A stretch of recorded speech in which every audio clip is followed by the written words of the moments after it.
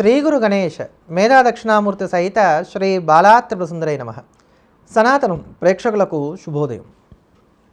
చాలామంది మా దగ్గరికి వచ్చినప్పుడు మమ్మల్ని అడిగేది ఏంటంటే, మేము ఏ దేవుని పూజిస్తే మా కష్టాలన్నీ తొలగిపోతాయో చెప్పండి. దీనికి సూటి సమాధానం మొట్టమొదటే చెప్పేస్తున్నాను, మీ ఇంటి కులదైవాన్ని పూజించండి.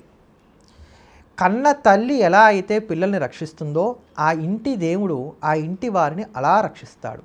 కనుక మీ ఇంటి దేవుడు ఎవరో మీ పెద్దవాళ్ళ ద్వారా తెలుసుకొని ఆ ఇంటి దేవుని నిత్యం పూజించండి. డబ్బులు కావాలంటే లక్ష్మీదేవి, విద్య కావాలంటే సరస్వతీదేవి, ఇలా ఒక్కొక్క దేవతని పెట్టుకుంటూ మనం వెళ్ళక్కర్లా. ఒకే దేవత అన్నీ ఇవ్వగలిగినటువంటి సామర్థ్యాన్ని పొంది ఉంటుంది. సర్వస్య శరణాగతి మనం చేయగలిగితే చాలు. ఏకమేవాద్వితీయం బ్రహ్మ నాణ్యదస్తి కదాచన అనేటువంటి మాట మనం బాగా జ్ఞాపకం పెట్టుకోవాలి. ఉన్నది ఒక్క పరబ్రహ్మం, అంతకన్నా వేరే ఏమీ లేదు. ఆ పరమాత్మయే సాధకుల యొక్క ఉపాసన కొరకు వారి యొక్క బుద్ధి వేదములను అనుసరించి అనేక రూపాలలో సాకారంగా ఇలా వెలువడ్డాడు అని చెప్పని మనకు ఉపనిషత్తులు తెలియజేస్తున్నాయి. కనుక ఇంటి దేవుడు ఎవరైతే ఉన్నారో ఆ ఇంటి దేవుడిని కనుక నిత్యం పూజించడం కనుక మనం మొదలుపెట్టినట్లయితే చాలు, మనం తరిస్తాం. మనం కోరుకునేటువంటి కోరికలన్నీ కూడా దాని వలనే నెరవేరుతాయి.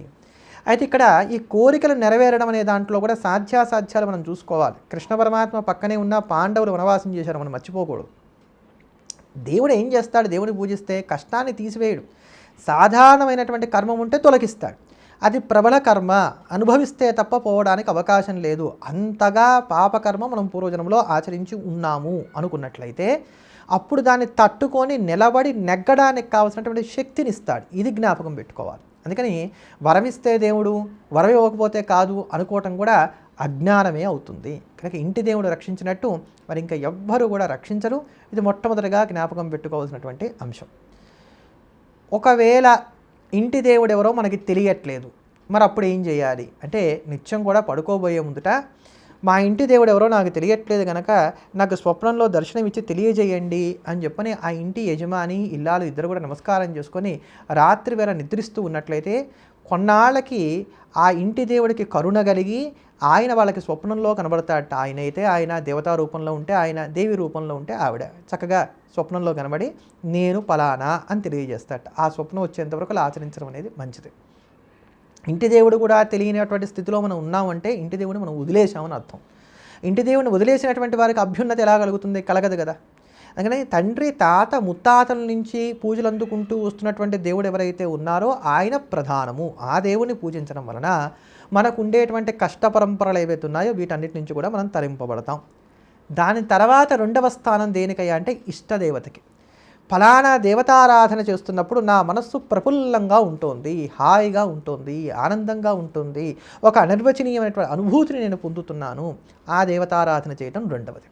కనుక ఈ రెండవ దేవతను కూడా అంటే ఇష్టదేవతను కూడా మనం ఆరాధన చేయవచ్చు. ఒకవేళ ఇంటి దేవుడి కన్నా కూడా ఈ ఇష్టదేవత మీదే మనస్సు బాగా లగ్నం అవుతుంది అనుకుందాం. అప్పుడు ఆ ఇంటి దేవుడికి పరంపరాగతంగా వస్తున్నటువంటి పూజా పునస్కారాలు ఏవైతున్నాయో వాటిని మానకుండా అంతవరకు చేసుకుంటూ ఇష్టదైవాన్ని విశేషంగా పూజించుకోవడంలో కూడా ఎటువంటి తప్పు లేదు. ఒకవేళ ఇంటి దైవం ఇష్టదైవం ఇద్దరు కూడా ఒకటే అయ్యారనుకోండి, అది మరింత మంచిది, చాలా విశేషంగా యోగిస్తుంది. ఆ తర్వాత మూడవదే ప్రస్తుత కాలంలో ఏ గ్రహ దశలు నడుస్తున్నాయి, ఆ గ్రహాధిష్టాన దేవత ఎవరు, ఆ అధిష్టాన దేవతను మనం ఎలా అర్చించాలి అనేది అప్పుడు మూడవదిగా పెట్టుకొని దానికి ఇష్టమైతే ఆచరించవచ్చు, లేదా దాన్ని పక్కన పెట్టవచ్చు. ఇందాక చెప్పుకున్నట్టుగా ప్రధాన దేవత ఇష్టదేవతకి మాత్రమే ఎక్కువైనటువంటి ప్రాముఖ్యతనిచ్చేటువంటి ప్రయత్నం చేయాలి. దీన్ని ఉదాహరణతో చెప్తాను చూడండి. ఇంటి దేవుడు రామచంద్రమూర్తి అనుకుందాం. రామచంద్రమూర్తిని పూజించాలి. మీకు ఇష్టమైనటువంటి దైవం హనుమంతుడు అనుకుందాం. ఇప్పుడు హనుమంతుని కూడా పూజించుకోండి. ఒకవేళ ఇంటి దేవుడు ఇష్టదైవం ఇద్దరు రామచంద్రుడే, కేవలం రాముని పూజిస్తే సరిపోయింది. కానీ హనుమంతుడిని పూజించేటప్పుడు నా మనస్సు బాగా ఆనందాన్ని పొందుతోంది.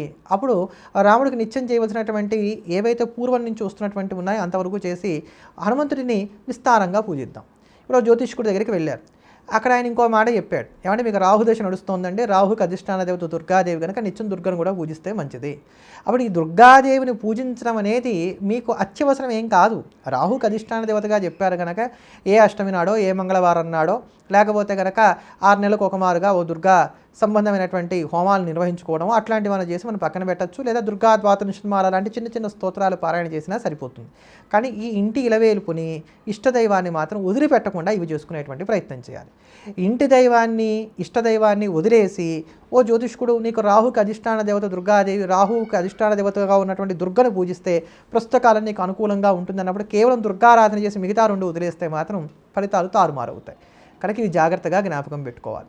ఏ దేవత అయినా అన్నీ ఇవ్వగలిగినటువంటి సామర్థ్యాన్ని కలిగి ఉంటుంది.